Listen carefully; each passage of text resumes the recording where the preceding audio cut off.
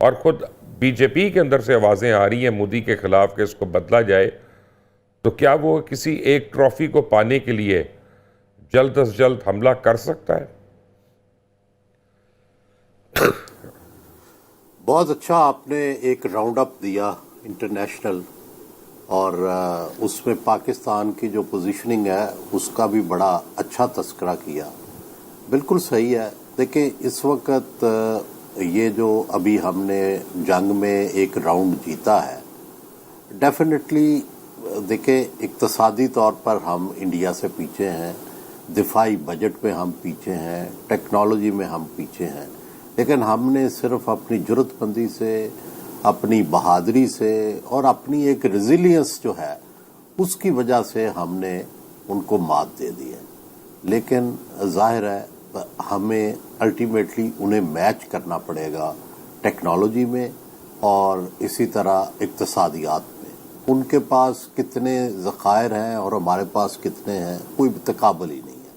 تو آج کی دنیا میں دفاع بھی تبھی مضبوط ہوتا ہے جب آپ اکانومی مضبوط ہو، کیونکہ اکانومی سے ہی آپ نے دفاع بنانا. ہم نے خود تو بنانے نہیں ہیں جہاز، جے ایف تھنڈر بھی چائنا اور پاکستان نے بنائے ہیں، لیکن جو جدید ترین اسلحہ ہے وہ بھی خریدنا پڑتا ہے. اور اپنے آپ کو جو اب آرٹیفیشل انٹیلیجنس ہے یہ بھی سارا آپ کو اپ گریڈ کرنا پڑتا ہے. ایک تو یہ ہو گیا. دوسرا، جنگ میں ہم نے جو افغانستان کے بعد سے ہم انٹرنیشنل ریپیوٹ پہ نیچے چلے گئے تھے، ہمارے بارے میں یہ تاثر ہو گیا تھا کہ یہ اپنی مرضی کرتے ہیں، ڈسیپٹیو ہیں اور یہ ٹیررزم کو بریڈ کرتے ہیں.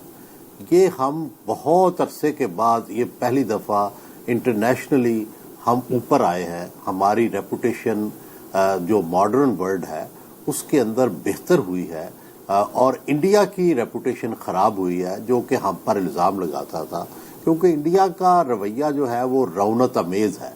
ہم ہمیشہ سے ہیوملٹی سے کام لیتے ہیں، اور اس دفعہ جب سے مودی آئے ہیں میرا خیال ہے یورپ کو، امریکہ کو، ہم تو خیر وکٹم ہیں مودی کے، کہ وہ اب پاکستان کو اس طرح ٹریٹ کر رہے تھے کہ جیسے پاکستان کوئی ایسا ملک ہی نہیں ہے جس سے بات کی جائے.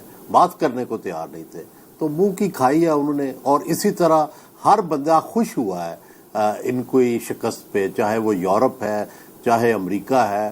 ہم جس سے بھی ملتے ہیں، جو بھی امریکہ، یورپ، وہاں سے ایون جو فارنر ہے وہ بھی خوش ہیں کہ یہ انڈیا کو آپ نے اچھا سبق سکھایا ہے.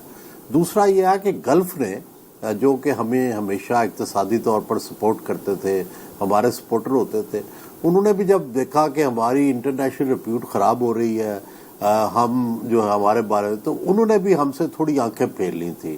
ہمیں بڑے عرصے سے امداد دینے سے وہ کترا رہے تھے، شرائط رکھتے تھے.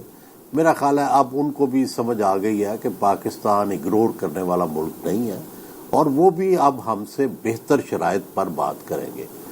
تیسری بات یہ ہے کہ پاکستان کا ریزالو اتنا ہے، چاہے افغانستان ہو، ایران ہو، چاہے India who.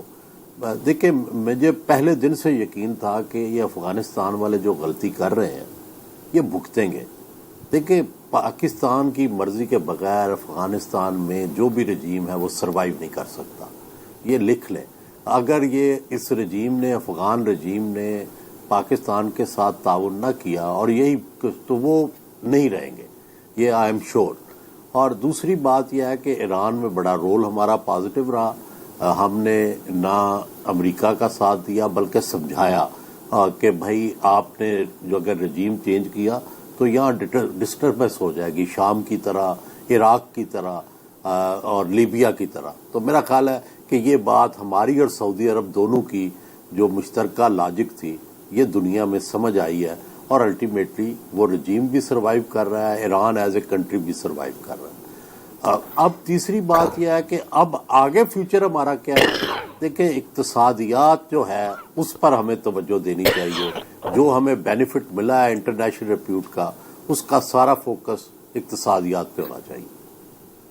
Gharida Farooqi, thank you very much for joining us today. اور سیم کویسچن ٹو یو، آپ سمجھ رہی ہیں کہ ہماری مودی سے کوئی ایک جھڑپ ہونے والی ہے، فیصلہ کن مارکا ہونے والا ہے؟ اور دوسرا یہ کہ جو فیوچر ہے پاکستان کا، جیسے وڈائی صاحب نے بڑی تفصیل سے بتایا، آپ بھی مجھے بتائیں آپ کی نظر میں کیا ہے؟ بہت شکریہ مبشر لقمان صاحب، اور جن الفاظ میں اور جس انداز میں آپ نے میرا تعارف کروایا ہے اس کے لیے میں بڑی شکر مند ہوں آپ کی، اور میں اس کا تمام کریڈٹ جو ہے اللہ کے بعد اور فیملی اور فرینڈز کی سپورٹ کے بعد اپنے کولیگز کو دیتی ہوں۔ آپ جیسے ٹریل بریزرز ہیں، آپ سے پہلے سہیل رائٹ جیسے ہمارے انتہائی قابل احترام سینئرز ہیں، آپ لوگوں کو سن کے دیکھ کے کچھ سیکھا ہے اور ابھی تک سیکھ رہے ہیں، ہم تو آپ کے تھینک یو. سامنے طالب علم ہیں۔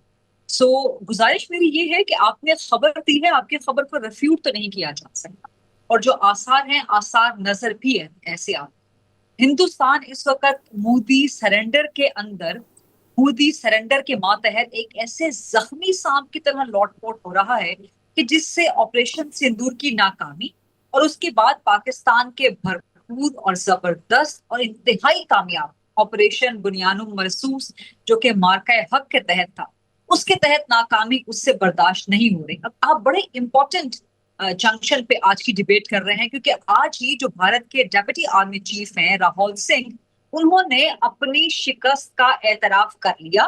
انہوں نے کہا کہ جی پاکستان کو ہمارے طیارے ابھی سٹارٹ ہو ہی رہے تھے کہ پاکستان کو پتا چل گیا کہ ہمارے طیارے وہاں سے اڑان بھر رہے ہیں۔